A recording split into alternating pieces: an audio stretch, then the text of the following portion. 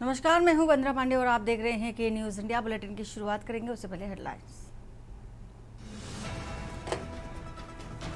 PM Modi ने Trinidad और Tobago में भारतीय समुदाय को किया संबोधित। बोले, बिहार की विरासत भारत के साथ ही दुनिया का भी गौरव। अमरनाथ यात्रा के पहले दिन 12,348 श्रद्धालुओं ने दर्शन किए। दूसरा जत्था पहलगाम बेस कैंप से गुफा के लिए रवाना। आरएसएस प्रांत प्रचारकों की आज से दिल्ली में बड़ी बैठक। भाजपा अध्यक्ष चुनाव की तारीख तय है, संभव बताया जा रहा है और संघ संविधान में सोशलिस्ट शब्दों पर करेगा निगरानी। और ब्रिटिश फाइटर जेट F-35 को ठीक करने 44 इंजीनियर आएंगे। दिल्ली में पुराने वाहनों को नो फ्यूल आदेश वापस लेने की तैयारी। मंत्री मनिजिंदर सिंह सिरसा ने कहा, पॉल्यूशन देखकर रोक लगे। दिल्ली हाईकोर्ट को पतंजलि च्यवनप्राश के विज्ञापन पर रोक। डाबर बोली, हमारा च्यवनप्राश आयुर्वेदिक औषधि, ऐसे विज्ञापन प्रोडक्ट को बदनाम कर रहे हैं। आप देख रहे हैं के न्यूज, खबरों का सारथी। और यूपी पुलिस की मुखिया के समक्ष कन्नौज पुलिस की कथित अनियमितताओं का सच सामने आया है। तिरवा क्षेत्र के ओयो होटलों से वसूली के मामले ने तूल पकड़ लिया है।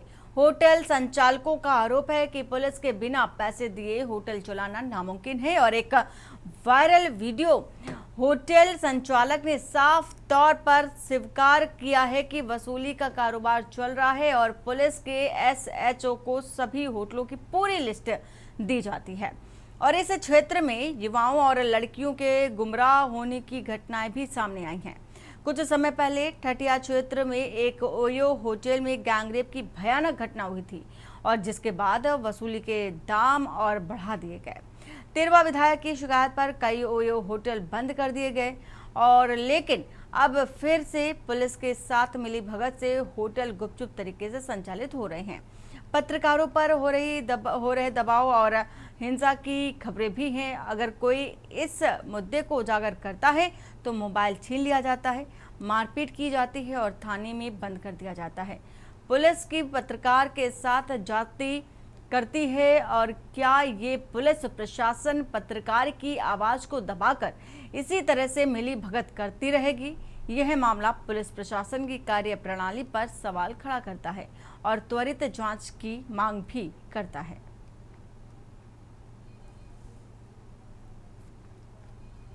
तो कन्नौज से आपको एक खबर बता रहे हैं जहां पर ओयो होटल में जिस तरह से देखा जा रहा है कि पुलिस की मिली भगत होटल संचालक से और साथ ही ये भी देखा जा रहा है जो आपराधिक घटनाएं बढ़ रही हैं उनको रोकने के बजाय पुलिस का भी हाथ बताया जा रहा है। पिछले दिनों जैसे कि खबर में बताया गया कि ठठिया में गैंगरेप हुआ था ओयो होटल में, उसके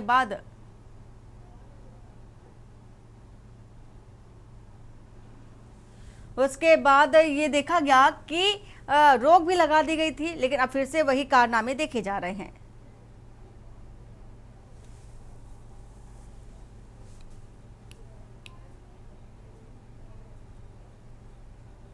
मेरा भाई जा रहा था, जो राजीव और जो टॉप 10 में अपराधी हैं उन लोगों ने उसका रास्ता रोक लिया। अपनी मिसेज का कुछ प्रेग्नेंट हैं तो उनका दिखाने कानपुर जा रहे हैं। तभी उन्होंने मुझे फ़ोन किया, मैं पहुंचा तो मैं वीडियो बना रहा था, जब भी कवरेज कर रहा था उसी समय मनोज चौधरी दरोगा जी आए और डायरेक्ट पकड़ के मेरे पास वो सारे वीडियो भी हैं कि मेरा मोबाइल भी छीना है किस तरीके से कि आप नहीं अथराइज है। हम वहाँ पे यही कह रहे थे कि सर वीडियो बना रहा हूँ, मेरा राइट्स है, मैं पत्रकार हूँ, मैं बता रहा हूँ कि तू बहुत बड़ा पत्रकार है, तुझे आज हम पत्रकारी सिखाते हैं। और मुझे ले जाके थाने में विकास सैनी, मनोज चौधरी, सब इंस्पेक्टर और सूर्यसेन और 5-6 जो थे उनकी शक्ल से याद है, नाम नहीं पता है, तो उन लोगों ने मुझे बहुत पट्टे से मारा। मेरा भाई जा रहा था रास्ते में, तभी जो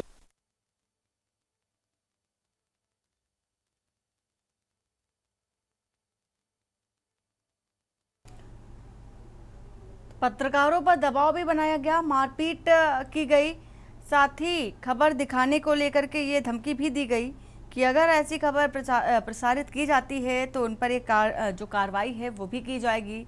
मारपीट की गई, दबाव बनाने की कोशिश की गई। तो आवाज को दबाने की कोशिश पत्रकारों की साफ तौर पर देखी जा सकती है। इस घटना को लेकर के मारपीट और मोबाइल छीनने का भी गंभीर आरोप पुलिस पर लगा है। कन्नौज से आपको ये खबर बता रहे हैं, ओयो होटल से वसूली पर अब होटल संचालक ने ये सारी जो तस्वीर है, जो खबर है, जो सच्चाई है वो भी कबूली है कि इसमें पुलिस वालों का भी हाथ होता है, मिली भगत होती है। तो सवालों के घेरे में खड़ी होती कन्नौज पुलिस नजर आ रही है।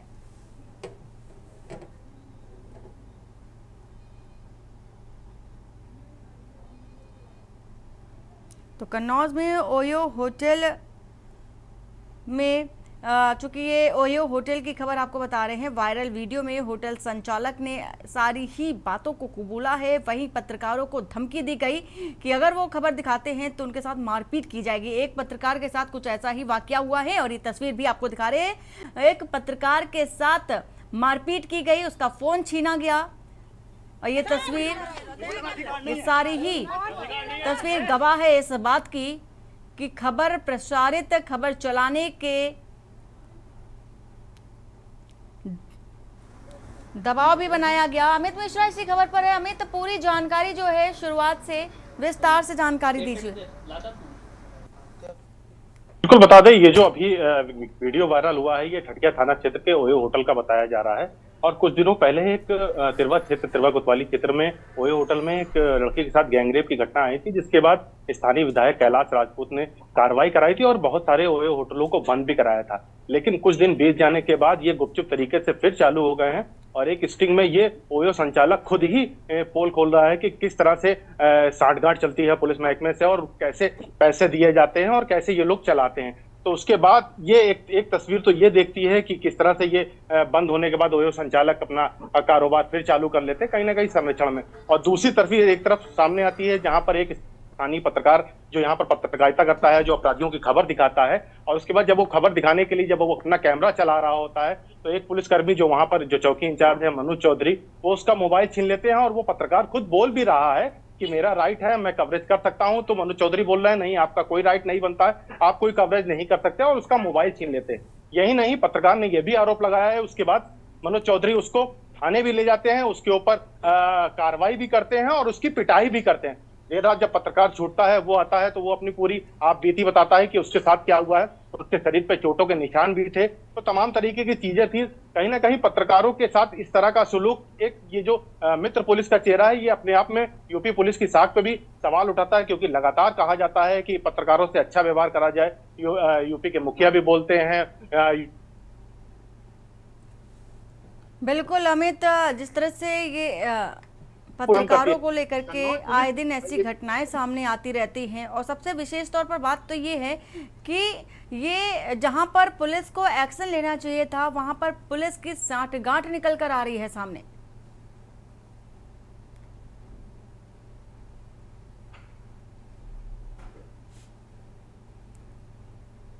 तो खबर कन्नौज से बता रहे हैं आपको, कन्नौज में पत्रकारों पर दबाव बनाया गया।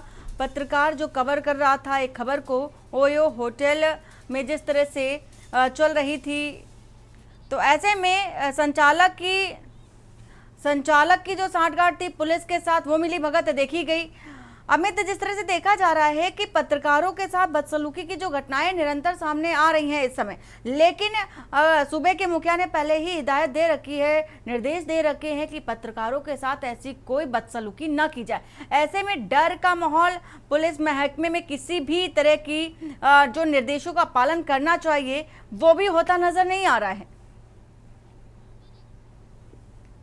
जी बिल्कुल, सबसे बड़ा सवाल तो यही खड़ा होता है, क्योंकि अगर इस तरह का कोई मामला था जिसके बाद वीडियो साक्ष्य सामने आए हैं, पत्रकार चुपचाप खड़ा था और वो अपना जो काम होता है वो कवरेज ही कर रहा था, और चौकी इंचार्ज उसको साफ साफ उसका मोबाइल छीनते हुए तस्वीरों में दिख रहे हैं कि उसका मोबाइल छीनना, कि तुम्हारे पास राइट नहीं, जबकि पत्रकार बोल रहा है कि मैं पत्रकार हूं, मैं कवरेज कर सकता हूं, मेरे पास राइट है, और चौकी इंचार्ज इस तरह से बोल रहे हैं। तो कहीं ना कहीं ये कन्नौज पुलिस जो ये प्रेजेंट करना चाहती है, पत्रकारों को इस तरह से उनकी आवाज को दबाना चाहती है, तो ये कई बड़े सवाल खड़ा करता है। और वहीं दूसरी तस्वीर बयां करती है कि किस तरह से देखिए जो वसूली कांड होता है वो चल रहा है। खुद जो ओयो संचालक है वो पोल खोल रहा है कि किस तरह से रेट बढ़ गए उसके बाद। तो एक तरफ जहां अपराधी हैं, अपराधियों पे कार्रवाई नहीं करनी चाहिए, वहीं पत्रकार जब इसकी सच्चाई दिखाता है तो इस तरह से पत्रकार के ऊपर कार्रवाई होती है। और एक तस्वीर में एक और खास बात है, जब ये जो चौकी इंचार्ज है मनोज चौधरी जब इस पत्रकार का मोबाइल छीन रहे हैं तो चौकी इंचार्ज के ठीक सामने चेकदार शर्ट में हाथ बांधे हुए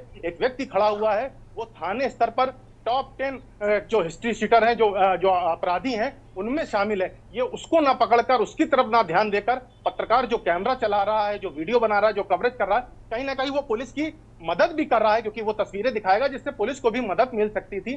तो उल्टा पुलिस उस पत्रकार पे ही कार्रवाई कर देती है। और अगर कोई विवाद हो रहा था तो अगर दोनों पार्टी को पुलिस लेके आई थी तो क्या चौकी इंचार्ज का पूरी जांच नहीं करनी चाहिए थी, या जिले के पूरे अधिकारियों को जांच नहीं करनी चाहिए थी?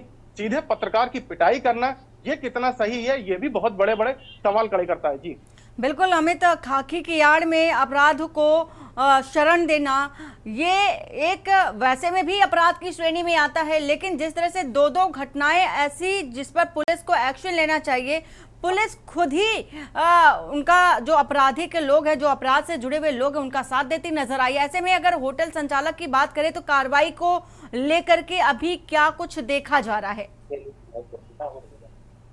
जी बिल्कुल, बता दें कल जब ये विवाद पूरा हुआ था, पत्रकार के साथ अभद्रता की गई थी, उसके बाद हम लोगों ने कप्तान से बात करी थी तो पुलिस कप्तान ने सीधे सीधे लफ्जों में फोन पर जो चौकी इंचार्ज थे उनसे कहा था कि जो वीडियो हो सत्यता के आधार पर कार्रवाई की जाए। लेकिन जो चौकी इंचार्ज है वो पुलिस कप्तान को भी गुमराह कर रहे थे, लगातार गलत उनको भ्रामक सूचनाएं दे रहे थे। लेकिन जब देर रात ये वीडियो सामने आया है कि कैसे पत्रकार सिर्फ चुपचाप खड़ा था और वो मोबाइल चला रहा था और चौकी इंचार्ज ने उसका मोबाइल छीना है और उससे कहा है कि तुम्हारे पास इसका राइट नहीं है, वो कोई भी ऐसी गतिविधि नहीं कर रहा था जिससे उसको गलत साबित करा जाए। और अगर कोई बात ऐसी हुई भी थी तो उसको जब दोनों पार्टियों को ले आए थे तो क्या पटे से जो पत्रकार की जो एक छवि होती है उसको धूमिल करना, ये कितना सही था?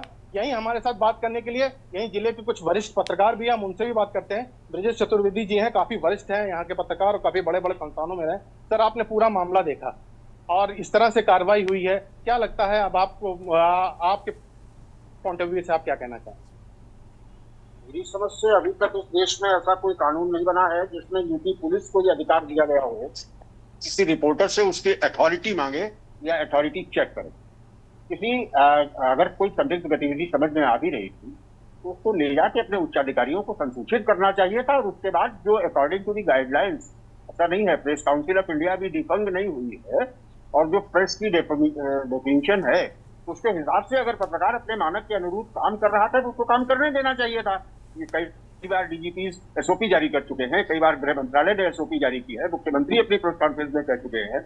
उसके बावजूद एक चौकी इंचार्ज इस तरह का अधिकारी अगर इस तरह की हरकत करता है तो निश्चित तौर से बहुत शर्मनाक है और दंडनीय है। और इसके लिए मैं तो पुलिस अधीक्षक महोदय से कहूंगा कि जो ठीक-ठाक अच्छे व्यक्ति हैं, मिलनसार, समझदार हैं, तमाम सारी चीजों को समझते हैं, उनके ही सब प्रयासों से ठीक-ठाक ढंग से जिले में अपराध नियंत्रित हो पा रहा है। मैं कहूंगा कि इस तरीके की जो ब्लैक शीप्स हैं उनकी फोर्स में, उनको सिंगल आउट करें, उनकी पहचान करें और उनको दंडित करने का काम करें। एसओपी जारी होने के बाद, निर्देश देने के बाद योगी सरकार को लेकर के, जो कि बोला जाए पहले से ही ये देखा गया था कि सीएम योगी ने खुद प्रेस कॉन्फ्रेंस की थी और प्रेस कॉन्फ्रेंस में करके साफ तौर पर ये स्पष्ट किया था कि किसी भी पत्रकार के साथ मारपीट जैसी घटनाएं नहीं की जाएंगी और ऐसे में बदसलूकी भी नहीं की जाएगी। और इस तरह की घटनाएं आना कहीं ना कहीं खाकी पर सवाल खड़ी करती नजर आ रही है तस्वीर, और ये भी दिखा रही है कि चाहे जितने निर्देश दे डालो, चाहे जितने आधिकारिक रूप से निर्देश आए, प्रशासनिक तौर पर आए, सरकार से आए, हम करेंगे वही जो हमें करना है, अपने खाकी का रौब दिखाएंगे। साफ तौर पर यह तस्वीर कन्नौज की ये जाहिर करती नजर आ रही है। बहुत शुक्रिया अमित, पूरी जानकारी साझा करने के लिए। ये तस्वीर दिखा रहे हैं पत्रकार के साथ मारपीट की गई है जब वो खबर कवर करने गया था ओयो होटल में। चूंकि वसूली की जा रही थी, वसूली के दौरान जो होटल संचालक है उसने भी ये बात कबूली है कि होटल और जो पुलिस प्रशासन है, पुलिस अधिकारी है, उनकी साठगांठ से ही यहाँ पर ये काम होता है। लेकिन ठटिया की बात करें, कन्नौज में एक जगह है ठटिया जहां पर पहले एक गैंगरेप जैसी घटना हुई थी, उसको लेकर के कई ऐसे होटल थे जिनको बंद करवा दिया गया था। लेकिन ये जो होटल था चोरी चुपके से चलाए जा रहे थे, संचालित किए जा रहे थे, लेकिन बावजूद इसके जो रेट थे वो भी बताया जा रहा बढ़ा दिए गए थे। ये साफ तौर पर तस्वीर देखी जा सकती है, जिस तरह से मारपीट की गई एक पत्रकार के साथ, जो वो घटना को दिखा रहा था, उसकी आवाज को दबाने की कोशिश की गई।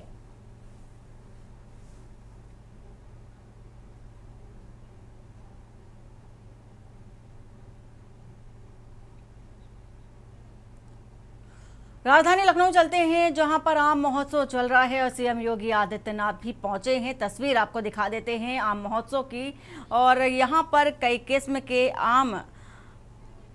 आमों को देखा जा सकता है और खुद परखते हुए नजर आ रहे हैं सीएम योगी आदित्यनाथ।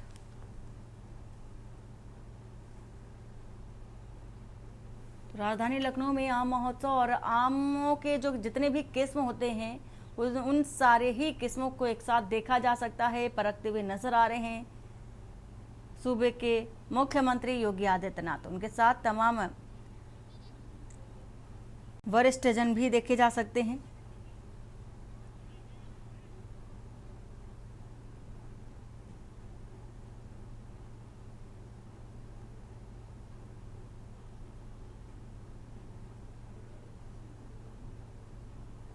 और ये आप भी देखिए, ये जो आम है जो रखे गए हैं, इनमें एक पर्चियां भी रखी गई हैं। इसमें शायद लिखा गया है कि ये कौन सा आम है, किस किस्म का आम है, जिससे कि पहचान हो सके कि कौन सी वैरायटी का आम है और लोग इसको पहचान सके। सीएम योगी आदित्यनाथ पहुंचे हैं आम महोत्सव में। राजधानी लखनऊ से ये तस्वीर आपको दिखा रहे हैं।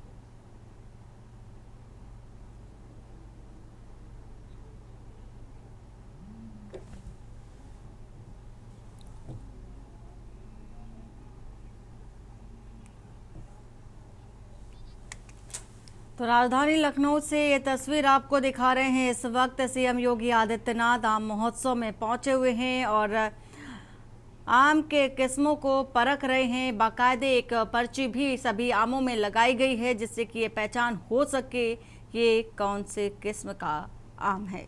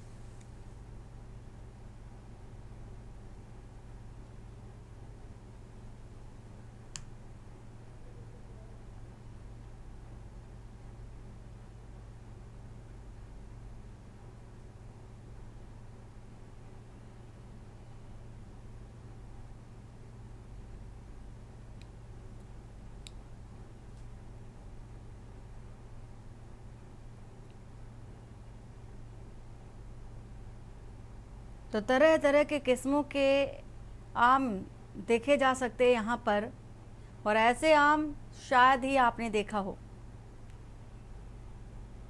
और एक आम में योगी राम लिखा हुआ।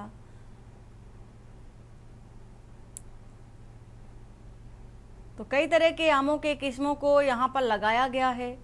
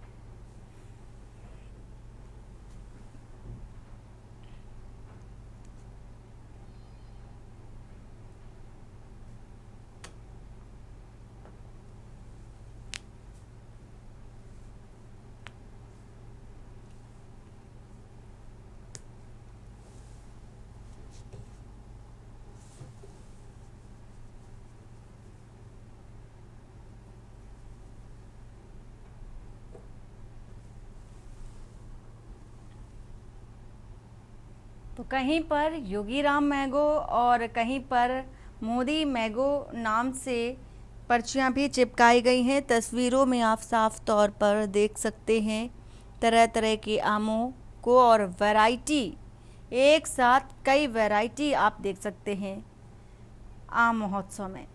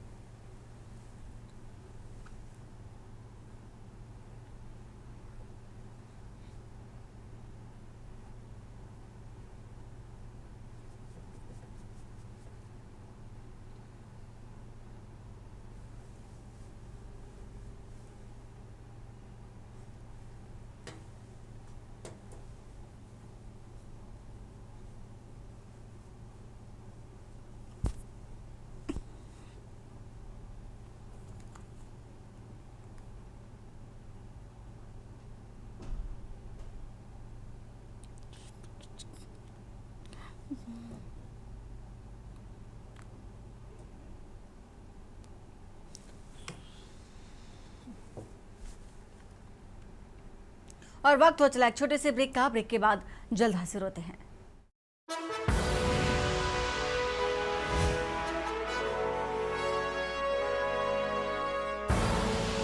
आप देख रहे हैं के न्यूज, खबरों का सारथी।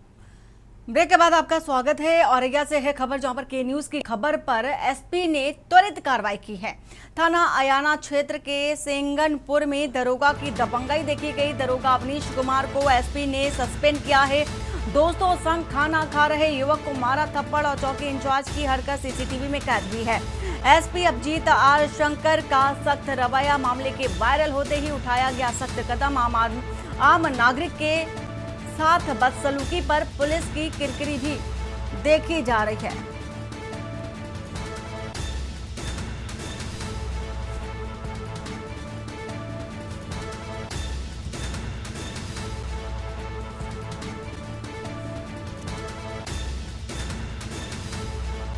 तो आम नागरिक के साथ बदसलूकी पर पुलिस की एक किरकिरी। औरैया से आपको ये खबर बता रहे हैं कि न्यूज की खबर पर एसपी ने त्वरित कार्रवाई की है। थाना अयाना क्षेत्र के सेंगनपुर में दरोगा की दबंगई देखी गई। लखनऊ से खबर, स्कूल मर्जर पर आज भी हाईकोर्ट में होगी सुनवाई, और हाईकोर्ट की लखनऊ बेंच आज करेगी सुनवाई। कल सरकार ने कोर्ट में पक्ष रखा था, मर्जर को छात्रों के हित में बताया था और संसाधन के बेहतर इस्तेमाल का सरकार ने दावा भी किया। स्कूल मर्जर के खिलाफ याचिका दायर है। महिला और कई बच्चों की तरफ से याचिका दायर की गई है।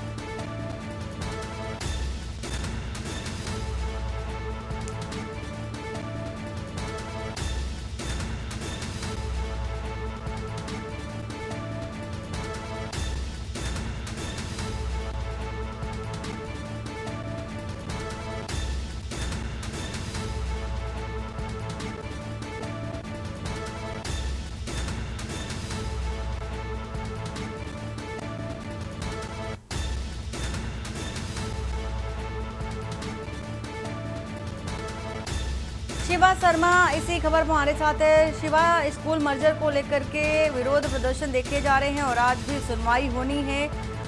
ये जो याचिका है महिला और बच्चों की तरफ से भी डाली गई थी।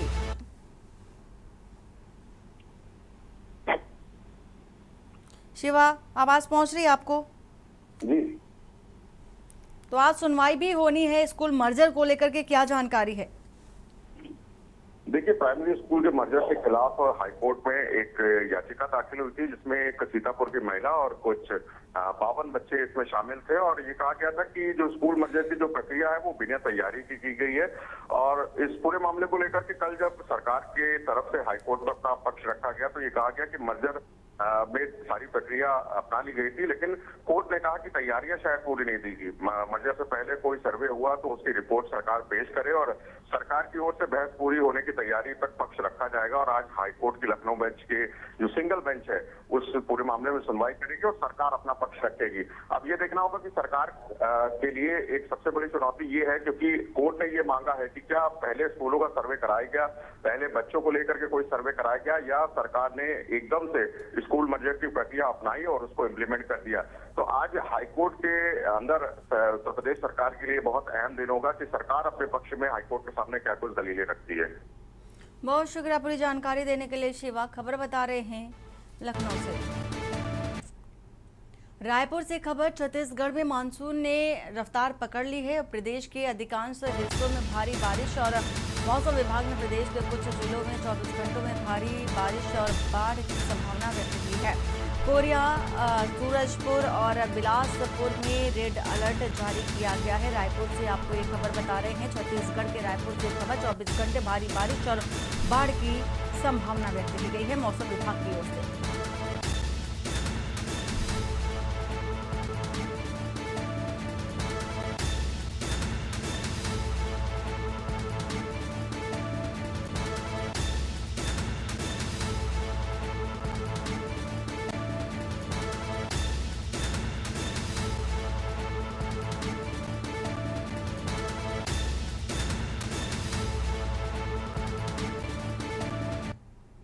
रायपुर से खबर बता रहे हैं, सांसद बृजमोहन अग्रवाल ने पत्र लिखा है। सांसद ने व्यापम अध्यक्ष रेणु पिल्ले को लिखा है पत्र और आबकारी आरक्षक भर्ती परीक्षा में तकनीकी कारणों को लेकर पत्र लिखा गया। युवाओं की शिकायत को व्यायाम कर रहा नजरअंदाज और सुशासन त्योहार की भावना और नागरिक केंद्रित शासन के खिलाफ बताया है और बेरोजगार युवाओं के भविष्य से कोई समझौता नहीं किया जाएगा। सांसद ने व्यापम अध्यक्ष को तुरंत कार्रवाई के निर्देश भी दिए हैं।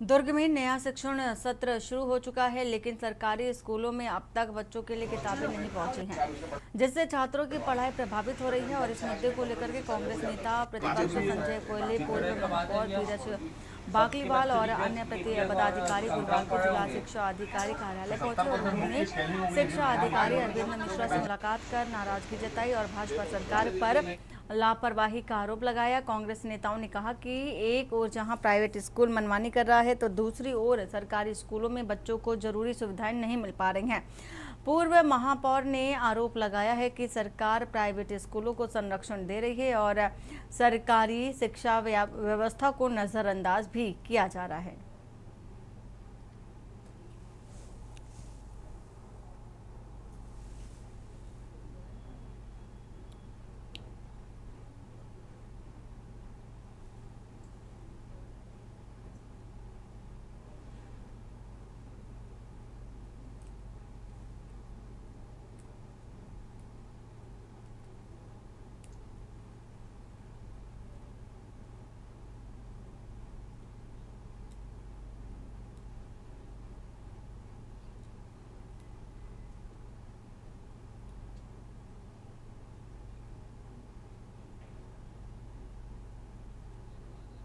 स्कूलों को बंद करने की प्रक्रिया चल रही है, स्कूलें बंद हो रही है और शराब दुकानें बढ़ रही है। आत्मानंद स्कूल जो एक बहुत बड़ी थीम थी पिछली सरकार की, उसको बंद करने की कोशिश की जा रही है। और कुल मिला के ये साफ तौर पर नज़र आता है कि प्राइवेट स्कूलों को बढ़ावा देने के लिए ये किया जा रहा है भाजपा सरकार द्वारा। और आज दिनांक तक बच्चों को स्कूल नहीं पहुंचना, ये इस बात को बताता है कि धीरे धीरे सरकारी स्कूलों को बंद करने का प्रयास लगातार जारी है। अभी धीरज बाकलीवाल जी के नेतृत्व में कांग्रेस का जो प्रतिनिधिमंडल आया था, वो स्कूलों में पुस्तकों के विलंब में पहुंचने का कारण जानने आए थे और जल्दी से जल्दी पुस्तक की सप्लाई की जाए ताकि बच्चों की पढ़ाई नुकसान न हो। हमारा भी उद्देश्य यही है और शासन से लगातार पुस्तकें प्राप्त हो रही हैं और उसका वितरण जारी है। पिछले साल हुई अनियमितताओं के चलते इस बार पुस्तकों का मिसयूज न हो, इसलिए बारकोड के माध्यम से पुस्तकों का स्कैनिंग करने के बाद बच्चों को पुस्तकें दी जाती है। पहला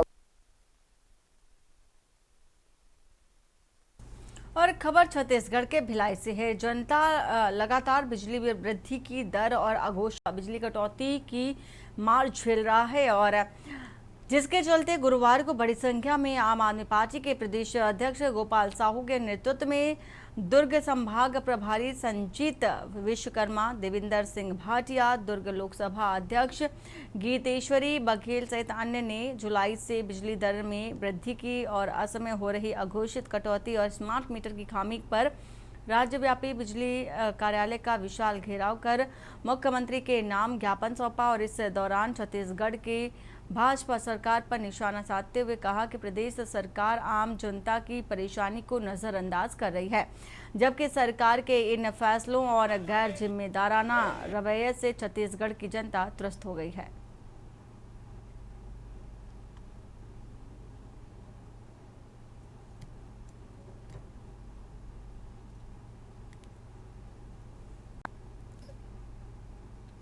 मुरैना में बदमाशों के हौसले बुलंद है। न्यू हाउसिंग बोर्ड कॉलोनी में बदमाशों ने की फायरिंग। 6 से अधिक बदमाशों ने हथियारों के साथ नजर आए हैं और कॉलोनी में बदमाशों ने फायरिंग कर दहशत फैलाई है। मौके पर भारी पुलिस बल मौजूद है। सिविल लाइन थाना क्षेत्र के न्यू हाउसिंग बोर्ड कॉलोनी की है ये घटना।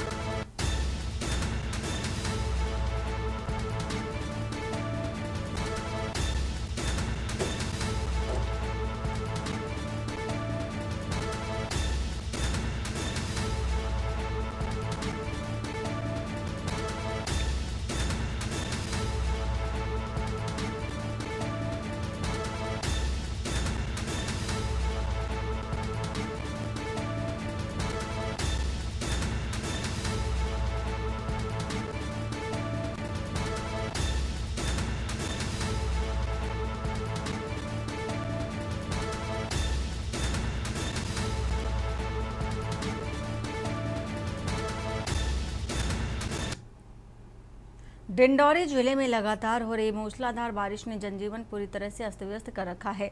बारिश के चलते खरमेर नदी के उफान पर है और जिससे कि अमरपुर ब्लॉक के दर्जनों गांवों का जिला मुख्यालय से संपर्क टूट गया है। वहीं गोपालपुर क्षेत्र में सिवनी नदी के उफान में आने से डायवर्जन मार्ग पूरी तरह से जलमग्न हो गया है, जिससे गोरखपुर और गोपालपुर के बीच यातायात ठप हो चुका है। प्रशासन ने स्थिति की गंभीरता को देखते हुए नदी नालों के आसपास सुरक्षा बल तैनात कर दिया गया है। साथ ही लोगों से अपील की गई है कि वे उफनाई नदियों और नालों से दूरी बनाए रखें और किसी भी स्थिति से खतरे से वहां से दूर रहें।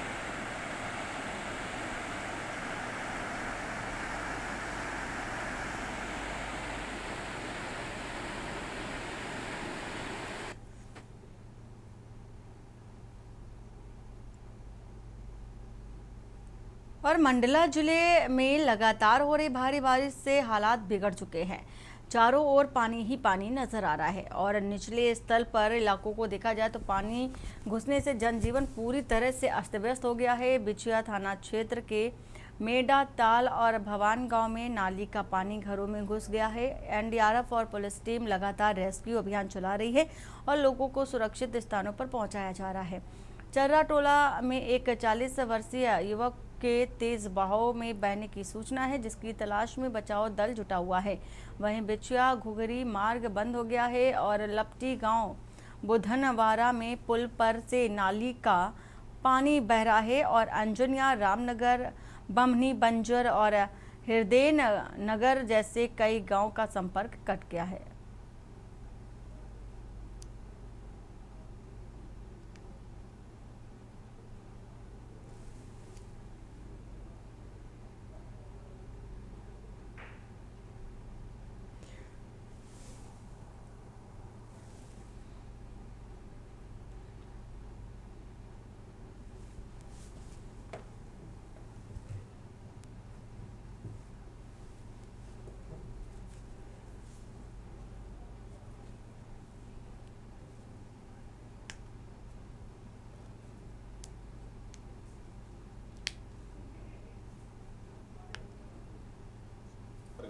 ग्राम भवान है, तो वहाँ पर बरसाती नाले का पानी जो उनके गांव में निचले स्तर पर घरों में भर चुका था, तो वहाँ पर हमारे यहाँ डीआरसी टीम के होमगार्ड्स और पुलिस के जवानों द्वारा वहाँ पर रेस्क्यू काम किया गया और निचले स्तर के मकानों से लगभग 83 लोगों को निकाल के वहीं पर हमने उनके जवानों द्वारा ऊपर के स्थानों पर घरों में उन लोगों को शिफ्ट किया गया।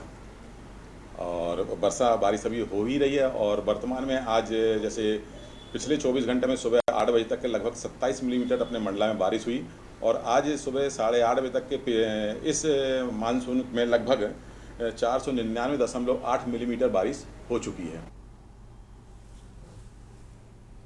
बिहार के खगड़िया के भ्रष्टाचार के खिलाफ बड़ी कार्रवाई करते हुए विशेष निगरानी इकाई SVU पटना ने विद्युत आपूर्ति प्रमंडल खगड़िया के कार्यपालक अभियंता गोपाल कुमार को 75,000 की रिश्वत लेते रंगे हाथ गिरफ्तार किया गया है। परिवादी ब्रजेश कुमार ने शिकायत दर्ज कराई थी कि अभियंता गोपाल कुमार ने विद्युत आपूर्ति शाखा मानसी में मानव बल के पद पर बहाली के एवज में 75,000 रिश्वत की मांग की और शिकायत की जांच और सत्यापन के बाद पुलिस उपाधीक्षक राजकुमार सिंह के नेतृत्व में गठित टीम ने अभियंता को उनके आवास पर ही रिश्वत लेते पकड़ा है। SVU की इस कार्रवाई के बाद विभागीय हलकों में हलचल देखी जा रही है।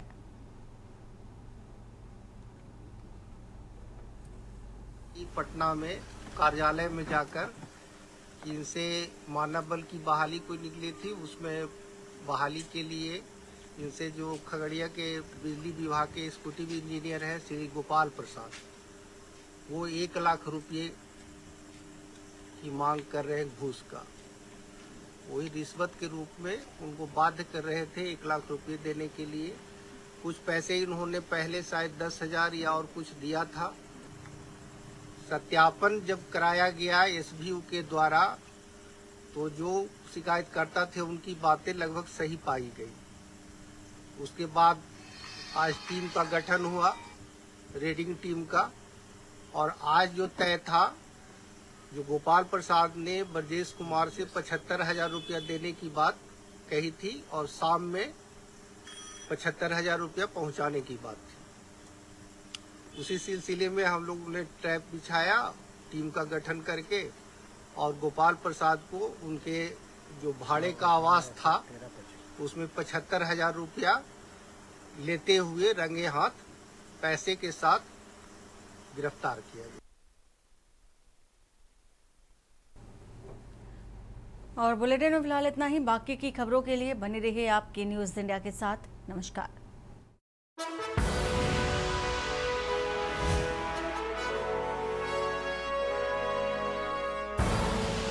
आप देख रहे हैं के न्यूज़, खबरों का सारथी।